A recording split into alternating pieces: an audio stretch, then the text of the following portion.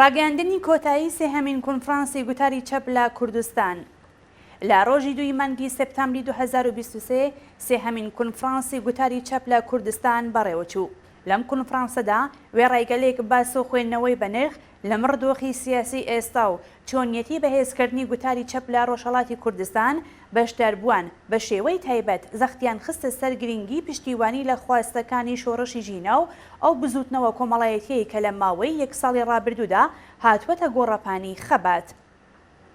لەم بارەیەوە کۆنفرانس ئاماژەی بەو ڕاستێ کرد کە با تێپەڕبوونی ساڵێک بەسەر گیانبەختکردنی ژینا و سەرهەڵدانی ناڕەزایەتی جەماوەری لە کوردستان و ئێران، قەیرانی مەشروعیەتی کۆماری ئیسلامی، قەیرانی سیاسی، ئابووری، کۆمەڵایەتی، فەرهەنگی و ژینگەی لە ئێران قوڵتر بووەتەوە.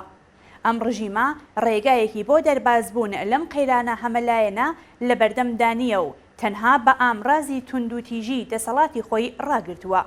بزوتنەوەی ژن ژیان ئازادی خەباتی کۆمەڵانی خەڵکی ئازادی خوازی بەرەوپێش بردووە و ئاسۆی سەرکەوتنی ئەو خەباتەی زیاتر لە هەمیشە گەشاندوێتەوە.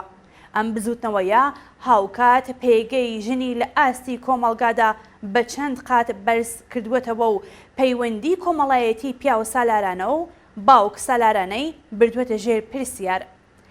هاوکات بزوتنەوەی ژن ژیان ئازادی هەلی نوێ بۆ چین و توێژی ستەملێکراوی کۆمەڵگا بە ناسنامەی جیاوازەوە خوڵقاندووەتە لە ئاستێکی بەریندا بێنە مەیدان و لێبڕاوانە لە هەوڵی دەستەبەرکردنی مافی چینایەتی، نەتەوەیی و نەهێشتنی نایەکسانی جینسی و هتد خۆیان بن. بە نزیک بوونەوەمان لە یەکەمین ساڵی سەرهەڵدانی شۆڕشی ژینە پێویستیەکی هنۆکەیی ئەوەیە کە ئەم ڕەوتە مێژوویە درێژە بستێنێت و هەنگاو بە هەنگاو بەهێزتر بێت.